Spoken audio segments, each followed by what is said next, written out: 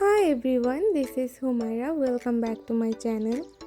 গত ভিডিওতে দেখতে পেরেছিলেন আমি নাসা স্পেস সেন্টার ঘুরেছি আর আজকের ভিডিওটাতে দেখাচ্ছি নাসা স্পেস সেন্টার থেকে আমরা প্রায় 6টা সাড়ে 6টার দিকে বের হয়েছিলাম।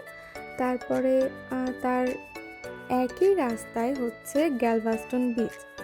গ্যালভাস্টন বিচে গেলে আমাদের আরও অনেক বেশি দেরি হয়ে যেত, তো গ্যালভাস্টন বিচে যাওয়ার আগে গ্যালভাস্টন ডাইক নামে একটা জায়গা আছে, যেটা বিচেরই একটা অংশ।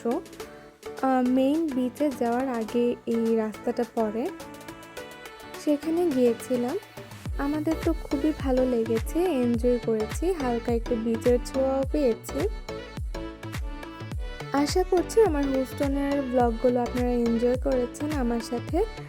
আমারও আপলোড দিতে পেরে খুবই ভালো লেগেছে। হিউস্টনের এইবারের ট্রিপটা আমার এই ঘোরাঘুরির মধ্য দিয়েই শেষ হচ্ছে।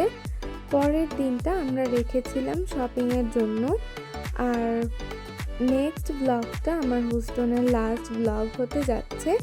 আর আজকের এই ভিডিওটা আপনারা এনজয় করতে থাকুন। ভালো লাগলে লাইক কমেন্ট করে দিতে পারেন আর চ্যানেলটা সাবস্ক্রাইব করে পরবর্তী ভিডিওগুলো দেখার জন্য অবশ্যই পাশে থাকবেন।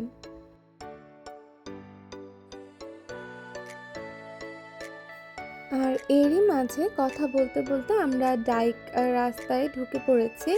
রাস্তার দুই পাশে হচ্ছে বিচ। এক পাশে দেখলাম যে ফিশিং এরিয়া, আর এক পাশে মানুষজন পানিতেও নামতে পারছে, সুইম করতে পারছে আর কি।